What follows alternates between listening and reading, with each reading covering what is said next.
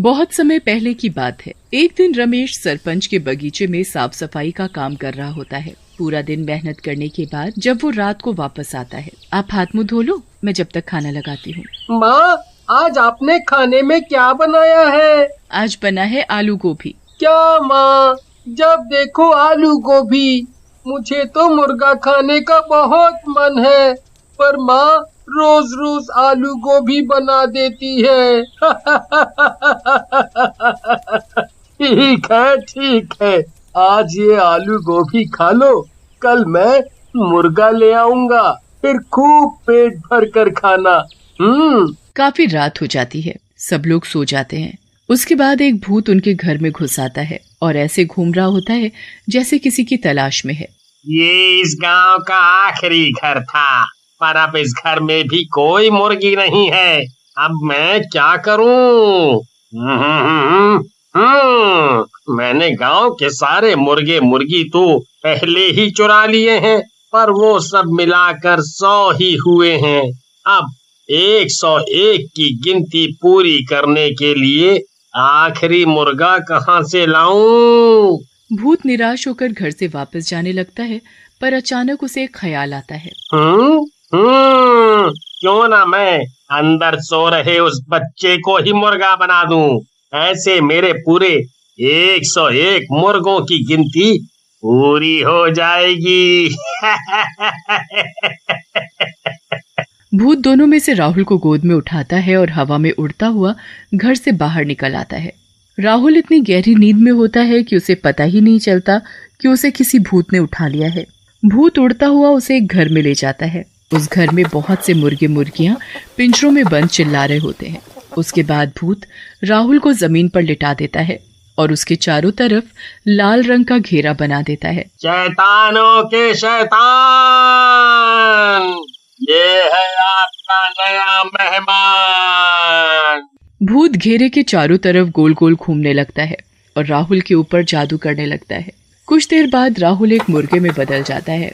राहुल अपने पैरों की तरफ देखता है, पर उसके पैर तो पंजों में बदल चुके होते हैं।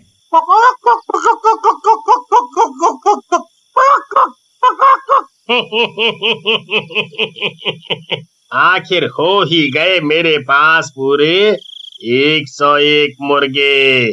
अब मैं कल से इनको गांव वालों को खिलाऊंगा, और जिस दिन ये सारे मुर्गे खत्म हो जाएंगे उस दिन मैं इस दुनिया का सबसे शक्तिशाली भूत बन जाऊंगा। अगले दिन भूत अपनी दुकान खोलकर बैठ जाता है और गांव वालों को मुर्गे बेचने लगता है। दूसरी तरफ अगली सुबह रमेश वापस सरपंच के घर काम करने के लिए निकल रहा होता है। मैं जा रहा हूँ, शाम को आते वक्त राहुल के लिए मुर्गा लेता आऊंगा। जी ठीक है। रमेश काम पर चला जाता है और कमला अपने घर के कामों में लग जाती है। किसी को अभी तक इस बात का एहसास भी नहीं होता कि राहुल घर से गायब है। राधिका भी उठकर घर के काम में अपनी माँ का हाथ बटाने लगती है। राधिका, जरा इस राहुल को जाकर उठाना तो। दिन चढ़ाया है पर ये लड़का अभी तक सो रहा है। नहीं माँ, मैं जब उठी तब वो अपने बिस्तर पर था ही नहीं।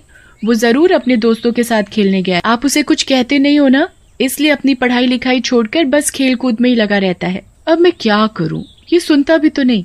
आज आने दे इसे, अच्छे से इसकी खबर लूंगी। कमला और राधिका फिर से अपने कामों में लग जाते हैं। काफी देर हो जाती है। दिन के खाने का भी वक्त हो जाता है, पर राहुल घर नहीं आता। अब कमला और राधिका को राहुल की चिंता होने लगती है। इतनी देर तक तो कभी बाहर नहीं रहता। राधिका बेटा, तू जरा जाकर तो देख कि कहाँ खेल रहा है ये लड़का। जी माँ, आप चिंता मत करो, मैं अभी उसे पकड़ कर लाती हूँ। राधिका गांव में हर जगह राहुल को ढूंढने लगती है और उसके सारे दोस्तों के घर जाकर भी उनसे राहुल के बारे में पूछती है, पर राहुल का कुछ पता नहीं चलता। वो घर आकर अपनी माँ को बताती है तो वो और ज्यादा परेशान हो जाती है। अब तो इनके आने का ही इंतजार करना पड़ेगा, वो आएंगे तभी कुछ होगा। दोनों रमेश के आने का इंतजार करने लगते हैं और रमेश इस बात से अनजान कि उसका बेटा राहुल कहाँ है, वो सरपंच के बगीचे में काम कर रहा होता है। काम खत्म करने के बाद रमेश घर आने लगता है। तभी उसे याद आता है कि उसे राहुल के लिए मुर्गा लेना है। वो मुर्गा खरीदने जा ही रहा होता है कि तभी उसे आवाज आती है, मुर्गे की मीट ले लो, मुर्गे की मीट। अरे, यहाँ कौन मीट वाला आ गया? खैर मुझे क्या, मुझे तो मीट लेने से मतलब है। रमेश मीट की दुकान पर जाता है जहां वो भूत एक आदमी के भेष में दुकान पर बैठा होता है। उसकी दुकान में खूब सारे पिंजरे होते हैं जिसमें उस भूत ने अपने सारे मुर्गों को बंद कर रखा होता है। अरे भाई, ये दुकान पहले तो यहाँ नहीं थी। हाँ भाई साहब, मैंने आज ही ये दुकान खोली है। अच्छा, ये तो अच्छी बात है। चलो, मुझे एक ताजा मुर्गा काट कर दे दो। आदमी के भेष में वो भूत सबसे पहले राहुल को ही पिंजरे से गर्दन पकड़कर बाहर निकालता है। राहुल अपने पापा को देखकर जोर जोर से चिल्लाने और फड़फड़ाने लगता है।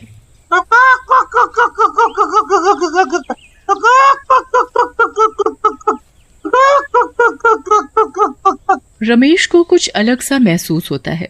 उसका बिल्कुल मन नहीं मानता कि वो उस मुर्गे को कटवाए। अरे भाई साहब, आप इसे काटो मत, मैं इसे घर जाकर खुद काट लूंगा। आप मुझे ये मुर्गा ऐसे ही दे दो। मैं काटूं या ये आदमी? मुझे तो इन सब मुर्गों की मीट इन गांव वालों को खिलाने से मतलब है। क्या हुआ भाई साहब, मुर्गा नहीं देना क्या? जी जरूर देना है भाई साहब। आप ये मुर्गा पकड़ो और घर जाकर ताजा ताजा काट कर खाना। रमेश उस मुर्गे को घर ले आता है। वो कमला और राधिका को ऐसे रोते देख हैरान होता है। क्या हुआ तुम दोनों को, रो क्यों रहे हो? राधिका सारी बात अपने पापा को बताती है। हे भगवान, ये कैसे हो गया? राहुल ऐसे कैसे गायब हो सकता है? अभी कुछ दिनों से मैं हमारे गांव में मुर्गे मुर्गी चोरी होने की बातें सुन रहा था, पर आज तो हमारा बच्चा ही गायब हो गया।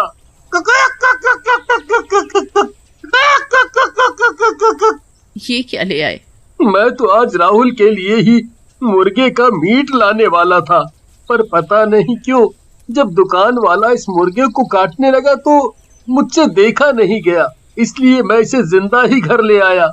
अब इसे यहीं छोड़ो और अपने राहुल को ढूंढो। रमेश और कमला सुबह होते ही वापस राहुल को ढूंढने निकल पड़ते हैं, पर पूरे गांव में राहुल का कुछ पता नहीं चलता। वो निराश होकर घर वापस आते हैं तो उनका मुर्गा उछलता हुआ खुशी से उनके पास आकर चिपकने लगता है। क्या मुसीबत है ये, हटाओ इसे मेरे पास से। एक तो मेरा बेटा नहीं मिल रहा और ऊपर से ये मुसीबत। बहुत दिन गुजर जाते हैं पर राहुल का कुछ पता नहीं चलता। यहाँ भूत रोज दिन में अपना भेष बदल कर अपनी मुर्गे की दुकान खोलकर बैठ जाता है और जादू किए हुए मुर्गों का मीट लोगों को बेचने लगता है। काफी दिन हो जाते हैं और भूत के सारे मुर्गे खत्म हो जाते हैं, पर अभी भी उसमें वो शक्ति नहीं आती जो आनी चाहिए थी। कुछ तो गड़बड़ है। मैंने तो पूरे 101 मुर्गों की बलि देकर लोगों का उनका मीट खिलाया है, फिर मुझ में वो शक्ति क्यों नहीं आ रही?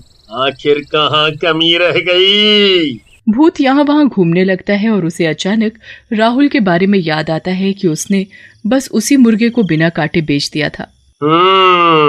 कहीं वो बच्चा जिसे मैंने मुर्गा बनाया था वो अभी तक जिंदा तो नहीं? कहीं ऐसा तो नहीं कि उस आदमी ने उसे मारा ही ना हो? आज अमावस की रात है। मुझे उस मुर्गे को रात 12 बजे से पहले ढूंढना होगा, वरना वो अपने असली रूप में आ जाएगा और मेरी सारी मेहनत बर्बाद हो जाएगी। भूत उस मुर्गे को ढूंढने निकल पड़ता है, पर वो मुर्गा तो मजे से अपने ही घर में खेल रहा होता है। अब तो रमेश, कमला और राधिका सब उस मुर्गे को प्यार करने लगे थे। भूत सारे गांव में ढूंढने के बाद आखिरकार रमेश के घर पहुंच जाता है और मुर्गे को देखकर बड़ा खुश होता है। भूत घर में घुसकर मुर्गे को दबोच लेता है। वो बुरी तरह फड़फड़ाने और चिल्लाने लगता है। मुर्गे की आवाज सुनकर सब बाहर आ जाते हैं और भूत को देखकर घबरा जाते हैं। तूने इस मुर्गे को क्यों नहीं मारा?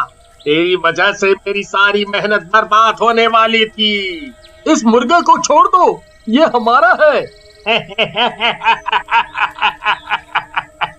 कभी नहीं, कभी नहीं। भूत मुर्गे को लेकर भाग ही रहा होता है, तभी मुर्गा उसके हाथ से निकलकर भाग जाता है। भूत उस मुर्गे के पीछे पीछे भागने लगता है। मुर्गा कभी पलंग के नीचे घुस जाता है। भूत उस मुर्गे को पकड़ने के लिए पूरे घर में भागने लगता है। इतने में 12 बज जाते हैं और वो मुर्गा अचानक राहुल बन जाता है। राहुल को देखकर सब लोग खुशी से पागल हो जाते हैं। वो भूत वहां से गायब हो जाता है। उसके बाद राहुल सारी बात अपने घर वालों को बताता है और सब खुशी खुशी रहने लगते हैं।